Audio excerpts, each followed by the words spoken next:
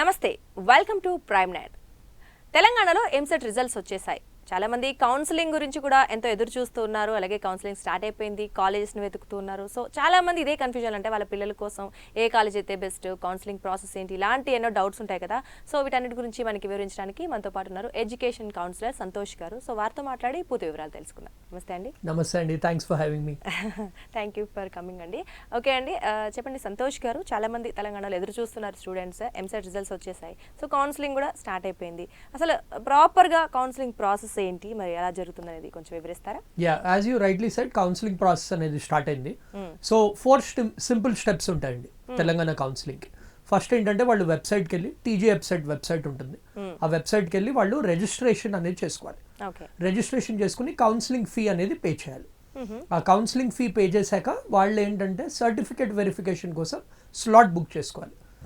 So generally మనకి చాలా types of counselling ఉంటుంది. మన JEE మెయిన్స్, నీట్. తెలంగాణది ఏంటంటే వాళ్ళు ఫిజికల్ వెరిఫికేషన్ చేస్తారనమాట అన్ని సర్టిఫికెట్స్ది. సో ఆ సెకండ్ స్టెప్ అనేది వాళ్ళు బుక్ చేసుకోవాలి స్లాట్, సర్టిఫికేట్ వెరిఫికేషన్. దెన్ వాళ్ళు ఆ సెంటర్కి వెళ్ళి సర్టిఫికెట్స్ అన్ని వెరిఫై చేసుకోవాలి. దాని తర్వాత మనకి వెబ్ ఆప్షన్స్ అనేది స్టార్ట్ అవుతుంది. అంటే వాళ్ళు కావాల్సిన కాలేజ్, బ్రాంచ్ వాళ్ళు చాయిస్ అనేది చూస్ చేసుకోవచ్చు. దెన్ వాళ్ళకి అలాట్మెంట్ అనేది వస్తుంది అనమాట. సో ఈసారి ఏం చేశారంటే ఇదంతా కాకుండా కూడా ఇంకోటి ఎక్స్ట్రా రౌండ్ ఒకటి పెట్టారు. ఏంటంటే మాక్ కౌన్సిలింగ్ రౌండ్. అంటే ఏంటంటే వెబ్ ఆప్షన్స్ ఫైనలైజ్ చేసే ముందర వాళ్ళు ఒక మాక్ అలాట్మెంట్, అంటే అది కౌంట్ కాదు, బట్ స్టూడెంట్స్కి, పేరెంట్స్కి తెలుస్తుంది వాళ్ళు పెట్టిన చాయిస్ ప్రకారం వాళ్ళకి ఏది కరెక్ట్ గా వచ్చిందా, అంటే వాళ్ళు కరెక్ట్ సీక్వెన్స్ పెట్టుకున్నారా లేదా. ఎందుకంటే లాస్ట్ 2-3 years మనం చూసామంటే చాలా మంది మంచి ర్యాంక్ వచ్చిన స్టూడెంట్స్ కూడా మిస్ అవుట్ అయ్యారు. బికాస్ తక్కువ ఆప్షన్స్ పెట్టుకోవడం వల్ల, రాంగ్ ఆప్షన్స్ పెట్టుకోవడం వల్ల. సో ఆ ఇంకో ఎక్స్ట్రా లేయర్ అనేది యాడ్ చేశారు for the first time, which is good. దాని తర్వాత వాళ్ళకి యాక్చువల్ అలాట్మెంట్ అనేది వస్తుంది. దెన్ వాళ్ళు డిసైడ్ చేసుకోవచ్చు. It's like a demo. Exactly. So దాని తర్వాత they can decide whether they want to continue with the allotment or next round కి కూడా వెళ్ళొచ్చు అని. ఇలా 3 phases ఆఫ్ కౌన్సిలింగ్ అనౌన్స్ చేసింది స్కెడ్యూల్. సో దాని తర్వాత వాళ్ళకి స్పాట్ అడ్మిషన్స్ అనేవి, ఇంటర్నల్ స్లైడింగ్ అనేది ఉంది. So totally around 2 months of టైంలో, అంటే మనకి ఆగస్ట్ మిడ్ కల్లా కౌన్సిలింగ్ ప్రాసెస్ అనేది ఫినిష్ అయిపోతుంది అనమాట. ఇది detailed step by step process. Okay. So అంటే వెరిఫికేషన్ అన్నారు, సర్టిఫికేషన్ అన్నారు. సో అంటే ప్రాపర్ గా వాళ్ళకి ఒక డేట్ ఇస్తే ఆ డేట్ లో వాళ్ళు సబ్మిట్ చేయాల్సి ఉంటుందా? అంటే లైక్ ఈ దీనికి సంబంధించిన డేట్స్ ఎలా ఉంటాయి, కౌన్సిలింగ్ డేట్స్? సో ఇప్పుడు మనకి కౌన్సిలింగ్ ప్రాసెస్ అనేది ఆల్రెడీ స్టార్ట్ అయింది. సో ఇప్పుడు ప్రెసెంట్లీ సర్టిఫికేట్ వెరిఫికేషన్ ఫేజ్ నడుస్తుంది అనమాట. అంటే స్టూడెంట్స్ బుక్ చేసుకుని సర్టిఫికేట్స్ అనేవి వెరిఫై చేసుకోవచ్చు. స్టూడెంట్స్ సో వాళ్ళు ఫిజికలీ, సో బేసికలీ ఏంటంటే హెల్ప్ లైన్ సెంటర్స్ అని పెట్టారనమాట ప్రతి ఒక్క డిస్ట్రిక్ట్ లో. So that every student can go and verify their certificates అని హెల్ప్ లైన్ సెంటర్స్ అని పెట్టారు. సో ఎవ్రీ డిస్ట్రిక్ట్ లో ఉంది. డిస్ట్రిక్ట్ అంటే డిపెండ్స్. ఇప్పుడు హైదరాబాద్ లో కొన్ని ఎక్కువ ఉన్నాయి, కరీంనగర్ లో కొన్ని తక్కువ ఉంటాయి, ఆర్ కొన్ని రిమోట్ డిస్ట్రిక్ట్స్ లో 1-2 ఉన్నాయి. బట్ అన్ని డిస్ట్రిక్ట్స్ అయితే కవర్ చేశారనమాట. సో ర్యాంక్ వైజ్ వాళ్ళు ఇలా స్లాట్ బుక్ చేసుకోవచ్చు అనమాట. ఇలా మూవీ టికెట్స్ బుక్ చేసుకున్నట్టే బుక్ చేసుకుని ఆ పర్టికులర్ డే నాడు అదే టైంలో లిస్ట్ ఆఫ్ సర్టిఫికేట్స్ తీసుకెళ్లి వాళ్ళు వెరిఫికేషన్ అనేది చేసుకోవచ్చు. అంటే వాళ్ళే జిల్లాకు సంబంధించిన వాళ్ళు అక్కడికి వెళ్ళి చేసుకోవచ్చు. ఆర్ కొందరేమో హైదరాబాద్ ప్రిఫర్ చేసి ఇక్కడ వచ్చి కూడా వెరిఫై చేసుకోవాలి. వాళ్ళ సర్టిఫికేషన్ ఎక్కడ నుంచి ఉందో అక్కడే చేయాలని అలా ఏం లేదండి, చూస్ చేసుకోవచ్చు. Anything they can choose. కొందరు ఏంటంటే డిస్ట్రిక్ట్స్ లో వాళ్ళు ఇక్కడ వద్దు, హైదరాబాద్కి వచ్చి వెరిఫై చేసుకుంటాం అన్న వాళ్ళు కూడా ఉంటారు. సో అది కూడా చేసుకుంటారు అనమాట. సో ప్రెసెంట్లీ ఇప్పుడు అది నడుస్తుంది అనమాట. మనకి 6th of July నుంచి వెబ్ ఆప్షన్స్ అనేవి స్టార్ట్ అవుతాయి అనమాట. 6th July 8th July వరకు వాళ్ళు టైం ఇచ్చారు వెరిఫికేషన్, సర్టిఫికేట్ వెరిఫికేషన్. అంటే సర్టిఫికేట్ వెరిఫికేషన్ ఫస్ట్ నుంచి స్టార్ట్ అయింది, 8th వరకు టైం ఉంది. సో ఎవరిదైతే సర్టిఫికేట్ వెరిఫికేషన్ అయిపోయిందో వాళ్ళు 6th నుంచి ఆప్షన్స్ పెట్టుకోవచ్చు అనమాట. 6th to 10th మధ్యలో ఇవన్నీ ఏంటంటే ప్యారలల్లీ నడుస్తాయి అనమాట. So early year the better. ఎంత తొందరగా వెరిఫై చేసుకుంటే అంత వాళ్ళకి టైం ఉంటుంది వెబ్ ఆప్షన్స్ ఇవ్వడానికి. సో 6th to 10th అనేది వాళ్ళు వెబ్ ఆప్షన్స్ అనేది పెట్టుకోవచ్చు. దాని తర్వాత నేను చెప్పినట్టు ఒక మాక్ అలాట్మెంట్ అనేది ఇస్తారు. దాని తర్వాత మళ్ళీ ఇంకో 2 days ఇచ్చారు టు చేంజ్ ఆప్షన్స్. దాని తర్వాత ఫైనల్ అలాట్మెంట్ అనేది వస్తుంది. సో మనకి అప్రాక్సిమేట్లీ 22nd వరకు, 22nd of July వరకు ఫీ పేమెంట్ కి కూడా టైం అనేది ఇచ్చారనమాట. సో మనకి టైం ఉంది. సో స్టూడెంట్స్ కి కూడా ఒక 3-4 days ఉంటుంది to pay the fee. So 22nd నాడు ఫస్ట్ కౌన్సిలింగ్ అనేది ఫినిష్ అయిపోతుంది, కంప్లీట్ అవుతుంది. దెన్ ఎవరైతే ఫస్ట్ కౌన్సిలింగ్ మిస్ అయ్యారో వాళ్ళు మళ్ళీ రిజిస్టర్ చేసుకోవడానికి ఆపర్చునిటీ ఉంది, which is second counselling. Okay. ఇప్పటిదాకా అయితే వాళ్ళు స్టూడెంట్స్ కాలేజెస్కి రిపోర్ట్ చేయక్కర్లేదు, అంతా ఆన్లైనే జరుగుతుంది. సో 25th నుంచి second round of counselling start, అంటే ఒక 3 days గ్యాప్లోనే సెకండ్ రౌండ్ స్టార్ట్ చేస్తున్నారు. ఎవరైతే ఆల్రెడీ ఫస్ట్ రౌండ్లో ఎన్రోల్ చేసుకున్నారో వాళ్ళు సెకండ్ రౌండ్లో మళ్ళీ ఎన్రోల్ చేసుకోవాల్సిన అవసరం లేదు. ఓకే. సో ఒక 2 days టైం ఇచ్చారు for new registration and certificate verification. మళ్ళీ సేమ్ ఎవరైతే కొత్త వాళ్ళు ఎవరైతే పార్టిసిపేట్ చేయలేదో ఫర్ సమ్ రీజన్ వాళ్ళు సెకండ్ రౌండ్లో మళ్ళీ రిజిస్టర్ చేసుకుని మళ్ళీ సర్టిఫికేట్స్ వెరిఫై చేసుకోవచ్చు. ఎవరైతే ఆల్రెడీ చేసుకున్నారో వాళ్ళకి అవసరం లేదండి. కానీ కొంతమంది ఏదో మరి అంటే వాళ్ళ ఏం డెసిషన్ తీసుకుంటారు, బట్ ఆ కాలేజ్ నచ్చలేదనా లేకపోతే ఏమైనా చేంజ్ సో అప్పుడు మళ్ళీ వెబ్ ఆప్షన్స్ ఉంటాయి. ఓకే. సో వాళ్ళకి second round of counselling web options అనేవి మళ్ళీ ఒక 2 days ఉంటాయి. అప్పుడు ఏంటంటే ఫ్రెష్ గా ఇచ్చుకోవాలి ఆప్షన్స్, మళ్ళీ ఫ్రెష్ గా ఇవ్వాలి. సో ఇదివరకు ఎలా ఉండేదంటే ఆల్రెడీ ఫస్ట్ రౌండ్ లో ఇచ్చిన ఆప్షన్స్ ఆల్రెడీ ప్రీ లోడెడ్ ఉండేది అనమాట. ఇప్పుడు అలా లేదు, మళ్ళీ ఫ్రెష్ గా కావాల్సింది ఇచ్చుకోవాలి.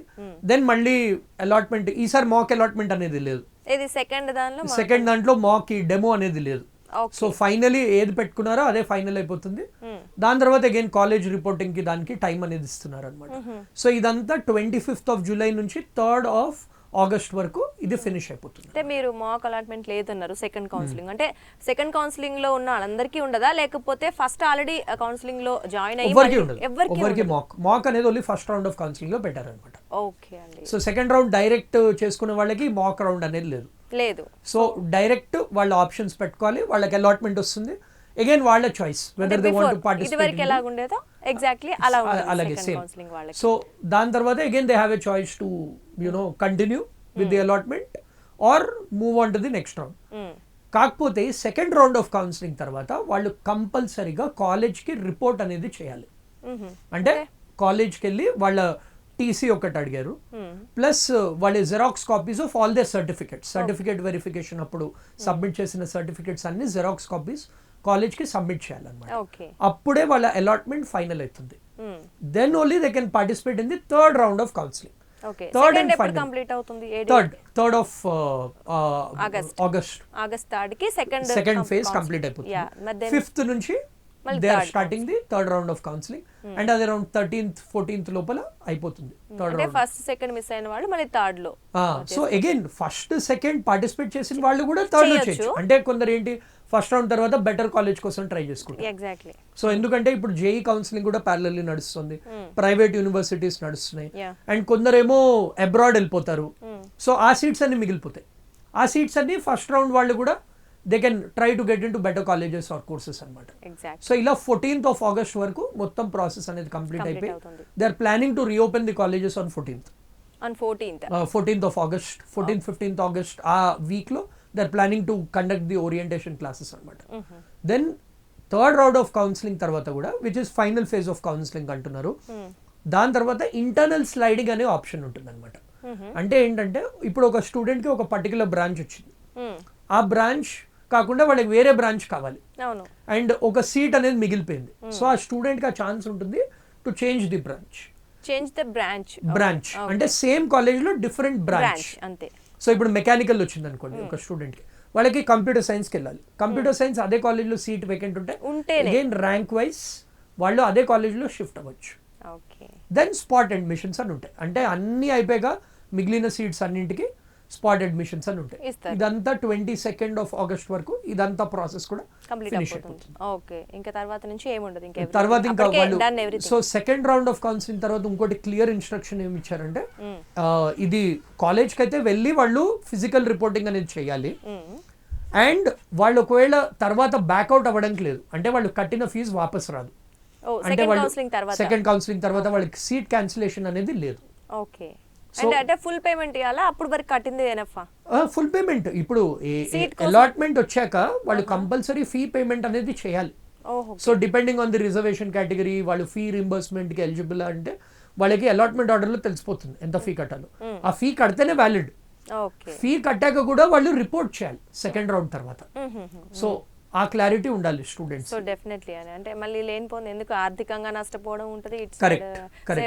సో ఈసారి ఏంటంటే మన గవర్నమెంట్ ఆఫ్ తెలంగాణ వాళ్ళు టీజీ వెబ్సైట్లో కంప్లీట్ ఇన్ఫర్మేషన్ అనేది ఇవ్వడం జరిగింది. ఈ హెల్ప్ లైన్ సెంటర్స్ అవనివ్వండి, ఇంపార్టెంట్ డేట్స్ అవనివ్వండి, అండ్ సో వాళ్ళు రిజిస్టర్ చేసుకున్న మొబైల్ నెంబర్కి ఇవన్నీ అప్డేట్స్ వస్తాయి. ఓకే అండి. సో నైస్ అండి, నిజంగా చాలా చక్కగా అంటే స్టెప్ బై స్టెప్ మీరు చాలా క్లియర్గా చెప్పారు. ఎందుకంటే ఇలాంటి డేట్స్లో కావచ్చు, 1, 2, 3 కౌన్సిలింగ్లో చాలా మందికి చాలా రకాల డౌట్స్ ఉంటాయి. సో క్లియర్లీ చెప్పారు సంతోష్ గారు, లిటిల్గా చాలా thank you so much. And కొత్తది వచ్చిందన్నారు మాక్ అనేసి చెప్పేసి ఇంట్రడ్యూస్ చేశారు, ఇట్స్ లైక్ డెమో అని. సో అది కూడా చాలా మందికి తెలియదు. సో అందరికీ స్టూడెంట్స్కి నిజంగా ఉపయోగపడే ఇన్ఫర్మేషన్ ఇచ్చారు. Thank you so much. Yes అండి, చూసారు కదా, అంటే కౌన్సిలింగ్ ప్రాసెస్ అందరికీ ఆల్మోస్ట్ తెలిసినప్పటికీ డేట్స్ గురించి కూడా తెలిసినా కూడా ఏదో లిటిల్ బిట్ ఆఫ్ కన్ఫ్యూజన్ ఉంటుంటే, అంటే ఎప్పుడు ఏం చేయాలి, ఏ డేట్లో ఏది మనం సెలెక్ట్ చేసుకోవాలన్నా, లేకపోతే మన వ్యాలిడ్ ఎంతవరకు ఉంటుంది, మన ఇచ్చిన సర్టిఫికేషన్ కావచ్చు, ఇలాంటి చాలా చాలా డౌట్స్ ఉంటాయి. కాబట్టి సో క్లియర్గా సంతోష్ గారు చెప్పారు dates and first, second, third counselling. కాకపోతే ఏది చెప్పినా and first counselling is the best ఎప్పుడైనా, ఎందుకంటే మాక్ సంబంధించింది కూడా ఒక డెమో లాంటిది ఇస్తారు కాబట్టి మనం దాన్ని చూస్ చేసుకోవడం అనేది అయితే బెటర్ ఆప్షన్ అనుకోవచ్చు. సో ఇది దీని గురించి పర్టికులర్గా ఇన్ఫర్మేషన్ ఉంది కాబట్టి సో ఇలా ఫాలో అయితే బెటర్ అనిపిస్తుంది.